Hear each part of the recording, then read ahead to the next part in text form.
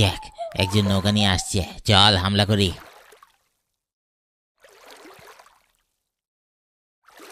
না, এখন না, একটু পর কর, আরেকটু সামনে আসুক।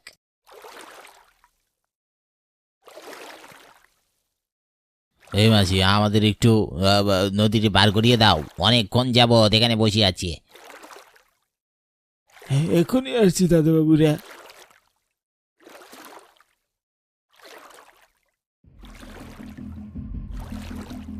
এই যা আছে বের কর, বের কর বলছি, নাহলে এখানে একদম সরিয়ে ফেলবো।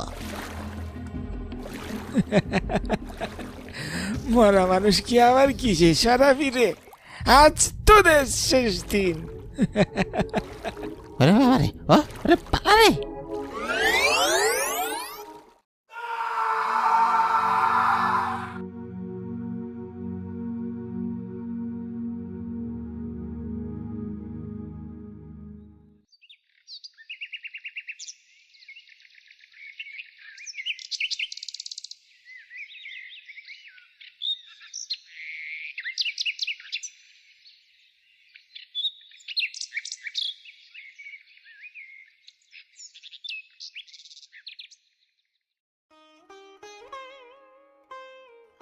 সাবধানে যাস বাবা, বাইরে অচেনা কারোর সাথে মিশবি না। তোর বাপটার স্বপ্ন পূরণ হতে যাচ্ছে, তোকে নিয়ে আমাদের অনেক অনেক স্বপ্ন। তোমরা একদম আমায় নিয়ে ভেবো না তো বাবা, তোমার স্বপ্ন আমি পূরণ করেই ছাড়বো। তুমি শুধু আশীর্বাদ করে রাখো। বাবা মার আশীর্বাদ ছেলেদের উপর সব সময় থাকে রে বাবা। নিজের যত্ন রাখিস, আর একটু জলদি জলদি যা বাবা, না হলে খেয়াঘাটে আবার মাঝি পাবি না। চললাম বাবা, তোমরা ভালো থেকো। প্রতি সপ্তাহে একবার চিঠি দেব, আর ওষুধও ঠিক মতো খেয়ে নিও বাবা।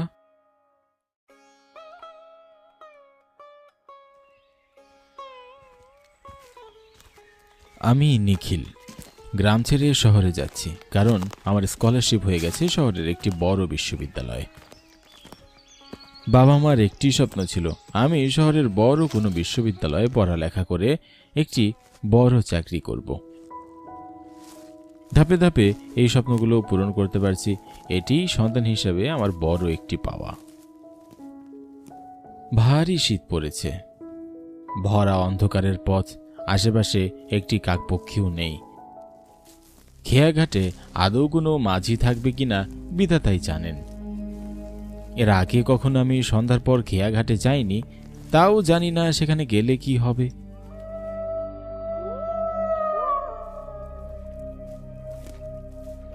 বেশ কিছুক্ষণ হাঁটার পর আমি পৌঁছালাম খেয়াঘাটে।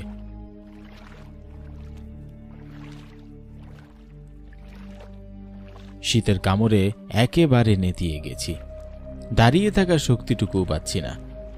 এদিকে সামনে কুয়াশায় কিছুই পরিষ্কারভাবে দেখা যাচ্ছে না।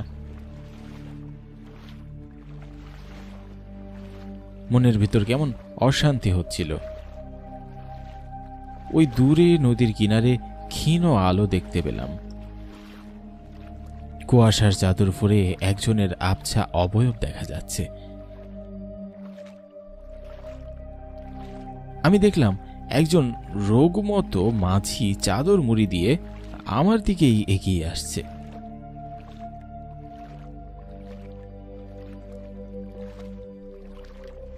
বাবু, আমি আইতাছি, আপনি ওইখানে দাঁড়ান।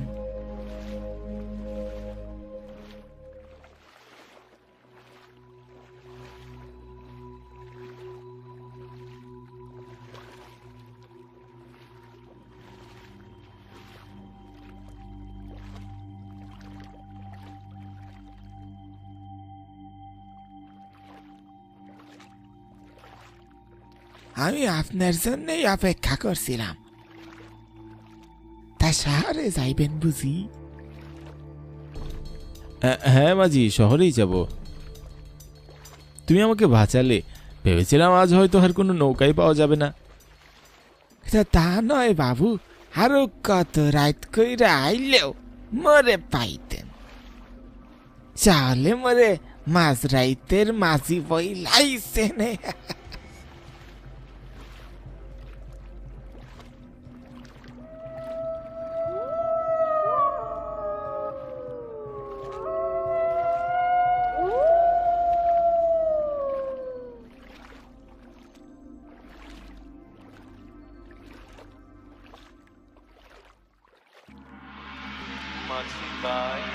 যাও রে।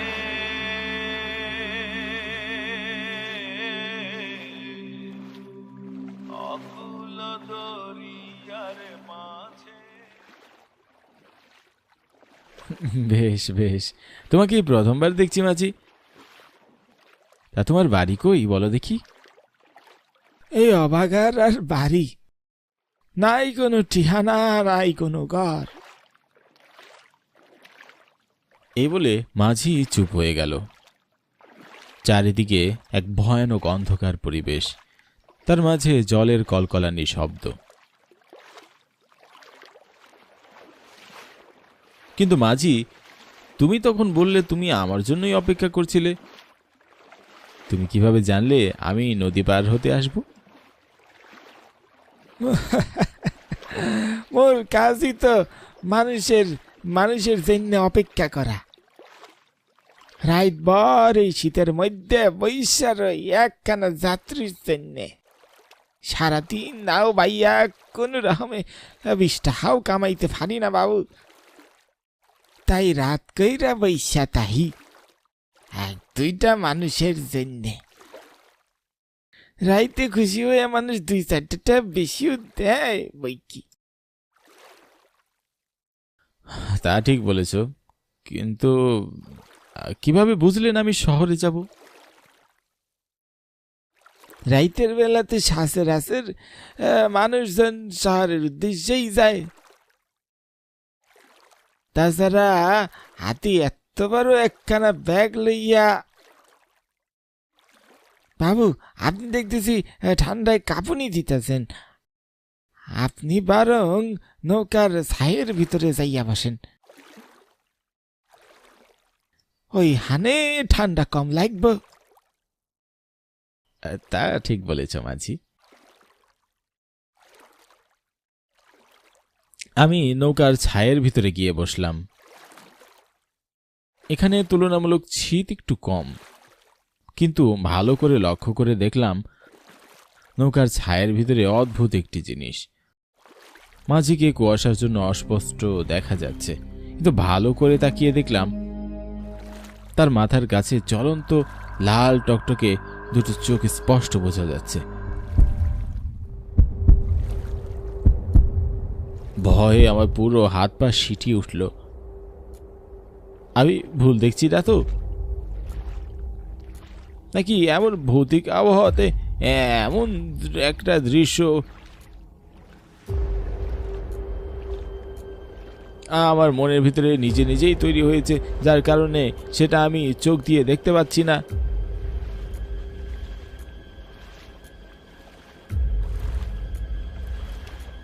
বিষয়টা ভালো করে দেখার জন্যে মাঝির সামনে চলে গেলাম। কিন্তু কি অদ্ভুত, সবকিছু যেন একদম স্বাভাবিক।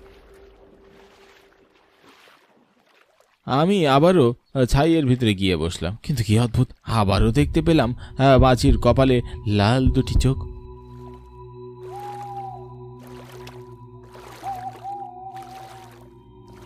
না, ছাইয়ের ভিতরে বসাটা ঠিক হবে না। কি সব অদ্ভুত জিনিসপত্র দেখতে পাচ্ছি। যতই ঠান্ডা লাগুক, বাইরে গিয়ে ওই মাঝির সাথে দুটো গল্প করি। হ্যাঁ, এখন নিস্তব্ধ পরিবেশে চুপচাপ বসে থাকাও দায়। আমি আবারও ছায়ের বাইরে বেরিয়ে মাঝির সাথে পাটাতনেই বসলাম।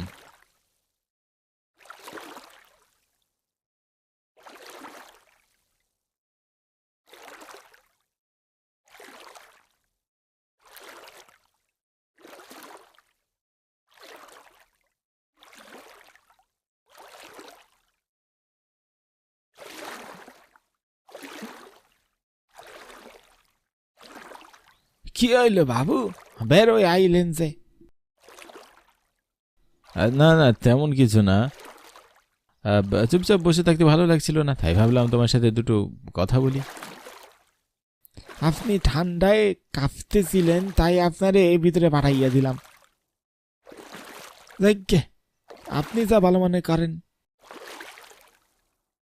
প্রায় বেশ কিছুক্ষণ চলার পর হঠাৎ আমার মনে হলো দূর কুয়াশার চাদর ভেদ করে আরো একটা আলো দেখা যাচ্ছে।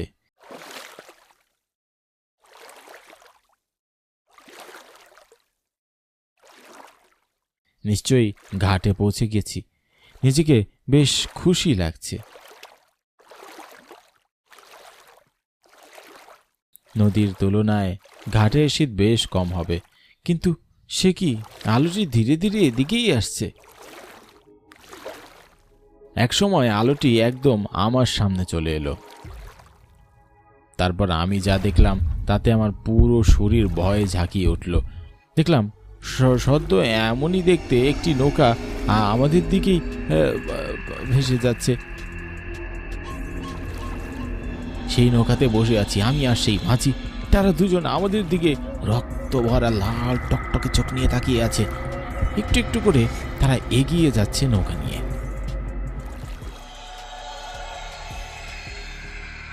মাঝি, ও মাঝি, দেখো আমাদের মতোই নৌকা, আমরা বসে আছি নৌকাতেই।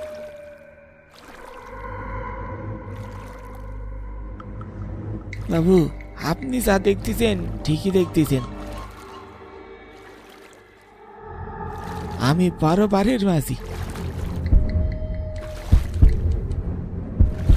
প্রতি বছর শীতের অমাবস্যার রাইতে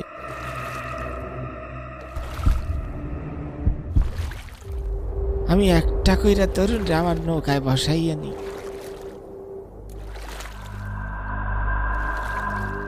তা করে ইহ জগৎ থেকে সোজা পর জগতে পাঠাইয়া দেই।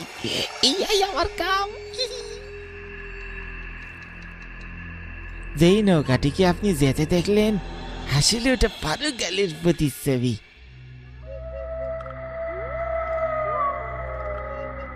এবার সেই প্রতিচ্ছবিকে বাস্তবে রূপ দান করার পালা। মাঝিটি কাঠ হয়ে দাঁড়িয়ে তার বইটা নদীতে ছুঁড়ে ফেলে দিল।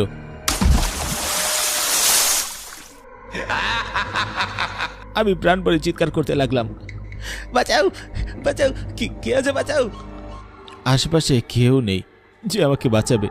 ধীরে ধীরে সেই অশরীরী মাছিটি আমার দিকে এগিয়ে আসছিল।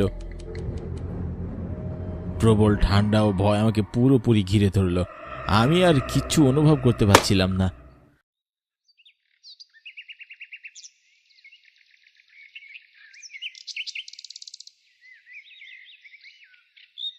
চোখ খুলতেই দেখলাম দুপাশে পরিচিত মুখ। আমার বাবা ও মা। মা কান্না জড়িত কণ্ঠে বলে উঠলেন, দেখো গো দেখো, ছেলে চোখ খুলেছে। খোকা, খোকা, কি হয়েছে বাবা তোর? কি হয়েছে? বিধাতার অশেষ কৃপায় আমার ছেলেটা আবার আমাদের কাছে ফিরে এসেছে। আমি বেঁচে ফিরলাম কি করে? আসলে বাবা, তুই চলে যাওয়ার পর আমার মনে পড়লো আজ অমাবস্যার রাত। এরপর আমি মশালটি জ্বালিয়ে খেয়া ঘাটের দিকে গিয়ে দেখি তুই অজ্ঞান হয়ে পড়ে আছিস।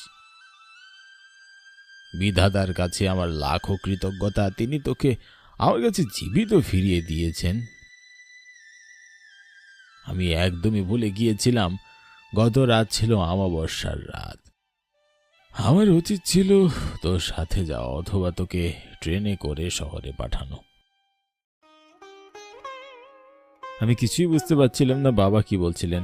আমি জানি না এই গ্রামের খেয়াঘাট নিয়ে কি রহস্য লুকিয়ে আছে। সবসময় পড়ালেখা নিয়ে ব্যস্ত থাকতাম, কোনো কিছুতেই মাথা ঘামাতাম না। বাবা, আমাকে সব খুলে বলো। আজ থেকে প্রায় 5 বছর আগে এক অমাবস্যার শীতের রাতে খেয়াঘাটে জয়ন্ত মাঝিকে একদল ডাকাত আক্রমণ করে। মাঝি গরিব মানুষ, অনেক কাগতি মিনতি করেও সেই ডাকাতদের হাত থেকে রক্ষা পায় না।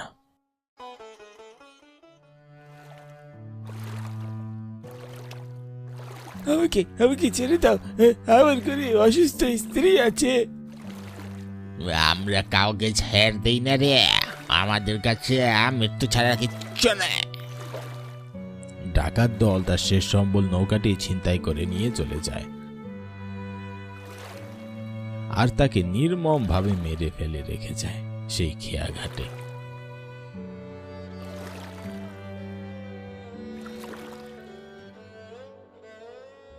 তারপর থেকে প্রতি অমাবস্যার রাতে তার আত্মা ওই খেয়াঘাটে ঘুরতে দেখা যায়। গত 4 বছরের প্রতি অমাবস্যার রাতে একজন না একজন যুবকের লাশ খেয়াঘাটে পাওয়া গিয়েছে। আমি অবাক হলাম এই ভেবে যে আমি বেঁচে ফিরলাম কি করে। কে আমাকে ওই মাঝ নদীকে বাঁচিয়ে খেয়াঘাটের জীবন্ত অবস্থায় আমাকে রেখে গেছিল। ঠিক তখনই আমার মনে পড়ল আমি অজ্ঞান হওয়ার ঠিক আগ মুহূর্তে কার যেন একটা কণ্ঠস্বর আমি শুনতে পেয়েছিলাম।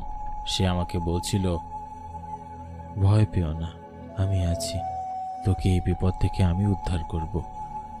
এরপরে আর কিছুই মনে নেই আমার। হয়তো সেই অজানা মানুষ অথবা শক্তিটিই আমাকে আবার নতুন জীবন দিয়েছে, না হলে আজও সেই 4টি তাজা যুবকের মতো আমায় মৃত অবস্থায় পাওয়া যেত।